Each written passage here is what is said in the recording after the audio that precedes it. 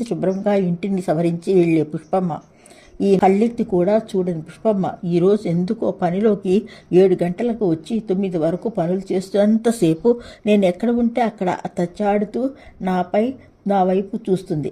కళ్ళల్లో ఏవో సైగలు, భాషలు, నీటి చారలు. నేను పుష్పమ్మకు కప్పులో టీ, ప్లేట్లో 4 ఇడ్లీ, పల్లి పచ్చడి వేసి అరటిపండు మిగలబడుతున్నాయని చెప్పి పళ్ళెంలో పెట్టించాను. తర్వాత ఆమె వెళ్తుంటే తలిపేసుకుందాం అనుకునేలోగే నేనే అన్నాను, ఏం పుష్పమ్మ అంటూ. అమ్మ, నాకు కొంచెం అన్నం పప్పు ఇస్తారా అన్నది. ఆశ్చర్యంగా నేను రోజులు బట్టి గ్యాస్ బండి రాలేదమ్మా, వంట ఏమీ వండుకోలేదు, గ్యాస్ లేదు. నేల చూపులు, మాటల్లో గరుకు, కళ్ళల్లో జీరా.